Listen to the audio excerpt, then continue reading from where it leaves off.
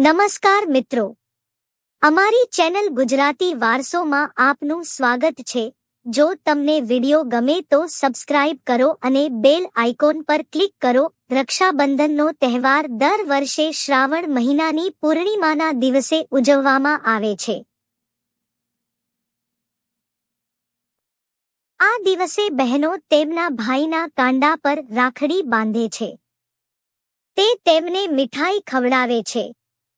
બીજી બાજુ ભાઈઓ પાસેથી અપેક્ષા રાખવામાં આવે છે કે તેઓ તેમની બહેનોની રક્ષા કરે, તેમને વિશ્વની તમામ બુરાઈઓથી બચાવો।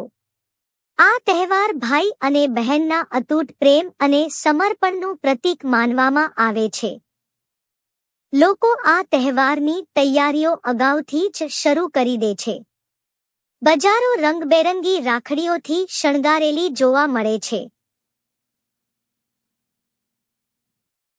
પરંતુ શું તમે ક્યારેય વિચાર્યું છે કે આ તહેવાર શા માટે ઉજવવામાં આવે છે? તેનો ઇતિહાસ શું છે? ચાલો અહીં જાણીએ। રક્ષાબંધનના પાછળની કહાની। પૌરાણિક માન્યતાઓ અનુસાર એકવાર પાંડવોએ ભગવાન કૃષ્ણને રાજસૂય યજ્ઞ માટે આમંત્રણ આપ્યું હતું। તેમના અતિથિઓમાંના એક શ્રી કૃષ્ણના પિતરાઈ ભાઈ શિશુપાલ પણ હતા। આ દરમિયાન શિશુપાલે ભગવાન કૃષ્ણનું ઘણું અપમાન કર્યું। જ્યારે તે ખૂબ વધી ગયું તો ભગવાન કૃષ્ણ ગુસ્સે થયા। ભગવાન શ્રી કૃષ્ણએ શિશુપાલને ખતમ કરવા માટે તેમનું સુદર્શન ચક્ર છોડી દીધું। પરંતુ જ્યારે ચક્ર શિશુપાલનું માથું કાપીને પછી ભગવાન કૃષ્ણ પાસે પાછું ફર્યું, ત્યારે તેની તર્જની આંગળીમાં ઊંડો ઘા થયો। દ્રૌપદીને આપ્યું વચન। દ્રૌપદીએ ભગવાન કૃષ્ણની આંગળી જોઈ અને તેની સાડીમાંથી એક ટુકડો ફાડીને ભગવાન કૃષ્ણની આંગળી પર બાંધી દીધો। દ્રૌપદીનો સ્નેહ જોઈને ભગવાન કૃષ્ણ ખૂબ જ પ્રસન્ન થયા અને તેમણે દ્રૌપદીને વચન આપ્યું કે તે દરેક પરિસ્થિતિમાં હંમેશા તેની સાથે રહેશે અને હંમેશા તેની રક્ષા કરશે। લક્ષ્મી રાજા બલિની વાર્તા। પૌરાણિક કથા અનુસાર એકવાર ભગવાન વિષ્ણુએ વામન અવતાર લીધો હતો। આ દરમિયાન ભગવાન વિષ્ણુએ વામન અવતારમાં અસુરોના રાજા બલિ પાસેથી 3 પગની જમીન દાનમાં માંગી હતી। આ માટે રાજા બલિ સંમત થયા। જ્યારે વામને પહેલા જ પગલે ધરતી માપી લીધી ત્યારે રાજા બલિ સમજી ગયા કે તે પોતે ભગવાન વિષ્ણુ છે।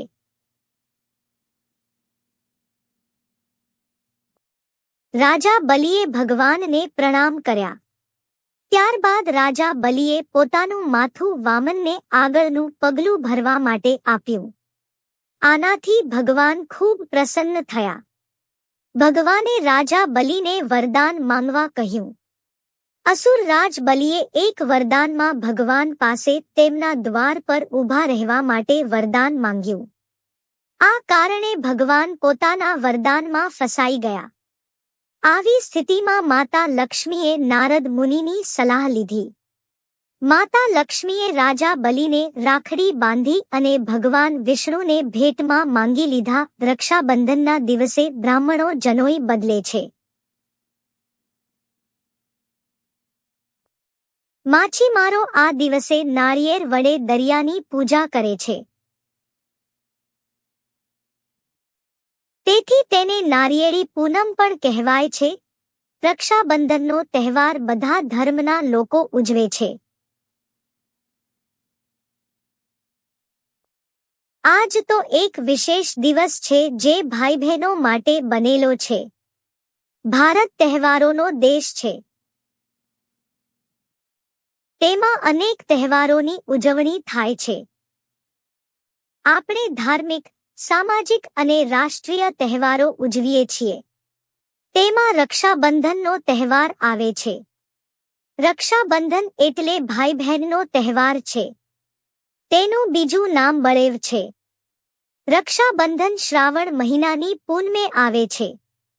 તે દિવસે બહેન ભાઈને તિલક કરે છે અને રાખડી બાંધે છે અને મીઠાઈ ખવડાવે છે। ભાઈ બહેનને ભેટ આપે છે। ભાઈના જીવનમાં ભાઈના જીવન વિકાસમાં બહેનની સ્નેહપૂર્ણ અને પ્રેરક શુભેચ્છાનું પ્રતીક રક્ષાબંધન પર્વ છે.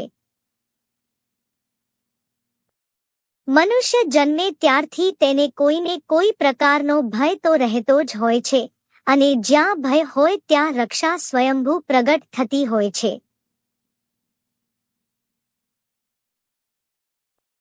રક્ષાની ભાવના પ્રબળ અને તીવ્ર હોય છે. આ રક્ષણ એટલે અંતરની આશીષનું રક્ષણ, હેતભરી શુભ ભાવનાનું રક્ષણ, અદ્રશ્ય પરમાત્મા અને દેવદેવીઓને ગદગદ ભાવે કરેલી પ્રાર્થનાનું રક્ષણ. આવું રક્ષણ અભિમન્યુને કુંતીએ તેને રણમોરચે જતા પહેલા રાખડી બાંધી હતી. એવું રક્ષણ પ્રિયજનને આપવા માતાઓ, પત્નીઓ, ભગિનીઓએ રાખડી બાંધ્યાના પ્રસંગો પુરાણોમાં અનેક ઉપલબ્ધ છે. હિન્દુ સમાજમાં શ્રાવણી પૂર્ણિમાના દિવસે બધી જ બહેનો પોતાના ભાઈના કાંડે રાખડી બાંધી તેની સર્વ પ્રકારની રક્ષા ઈચ્છે છે.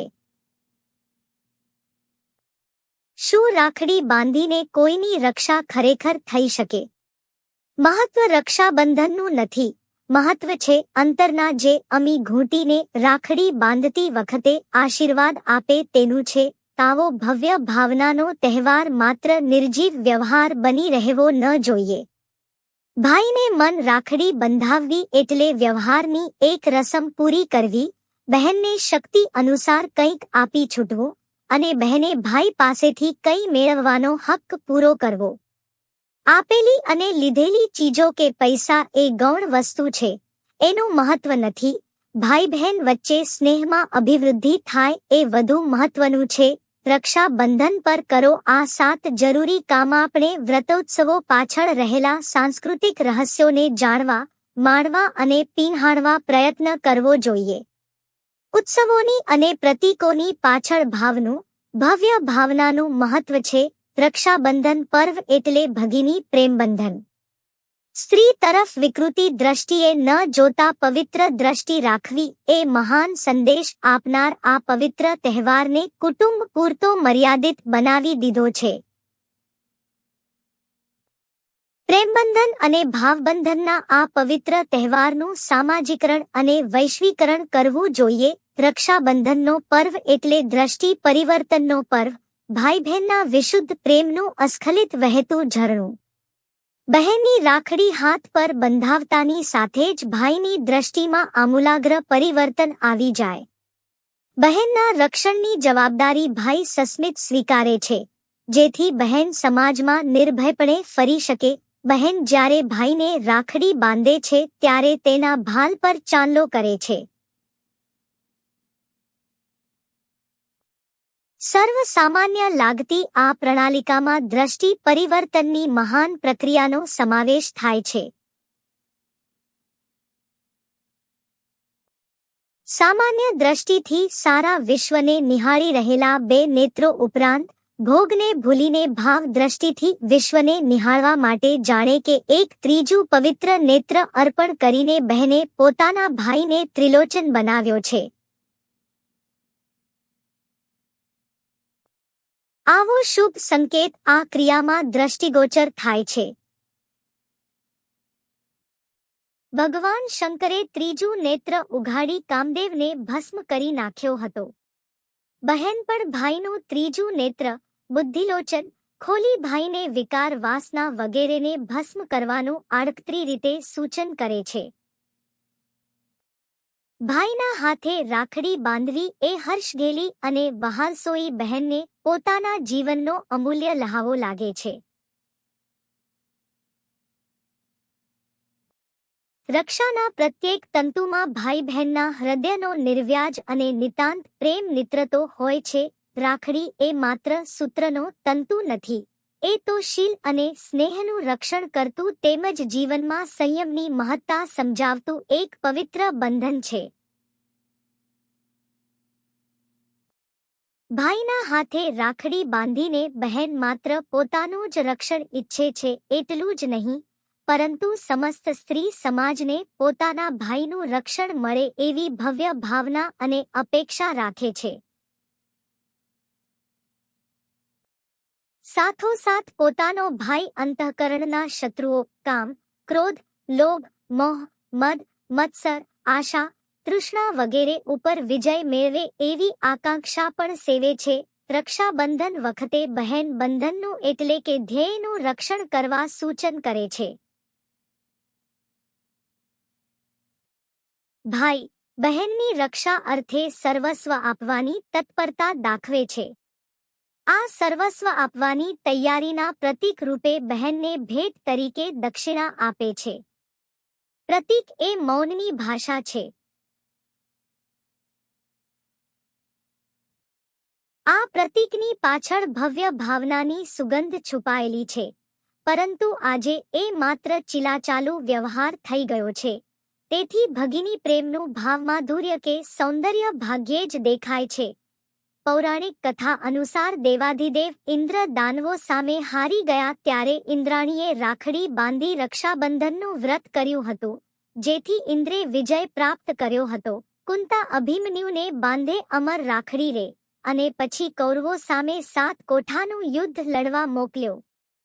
મેવાડની મહારાણી કર્મવતીએ હુમાયુને રક્ષાબંધન મોકલી ભાઈ બનાવ્યો. આજના પવિત્ર દિવસે બલિપૂજન કરીને બલિના હાથે રાખડી બાંધીને લક્ષ્મીજીને પ્રભુને છોડાવ્યા હતા. રક્ષાબંધન એ બહેન માટે પોતાના વહાલસોયા ભાઈ પ્રત્યેની નિષ્પાપ, નિર્મળ અને નિસ્વાર્થ ભાવે સેવેલી શુભેચ્છાઓનું અને ત્યાગનું મહામૂલું પવિત્ર પ્રતીક છે. બહેનની આ શુભેચ્છા ભાઈના જીવન વિકાસમાં પ્રેરણાદાયી અને પોષક બને છે. બળેવ એટલે બળ અને બલિ ઉભયની ભાવના જેમાં પાયામાં પડી છે, ત્યાગ અને તિતિક્ષાની તમન્ના જેમાં ભરી છે, પ્રેમ અને સંસ્કારની સૌરભ જેની ઉજવણીમાં મહેકતી જોવા મળે છે. એવા આ પવિત્ર દિવસે ભારતના ભડવીર સાગરખેડુ બનીને વહાણવટે ઉપડતા અને અખૂટ જળભંડારને ખોળે ખેલતા નારિયેળ પધરાવી સાગરનું પૂજન કરી આખી દુનિયા ખૂંદી વળતા. આ પ્રસંગમાં ખલાસીઓ, વહાણવટીઓ અને વેપારીઓ પણ સામેલ થતા. તે વખતે ઐક્ય સાથે ઉમંગની છોડો ઉડતી અને સાચા ભાતૃભાવનો પરિમલ પથરાઈ રહેતો. આવું છે આ વ્રત.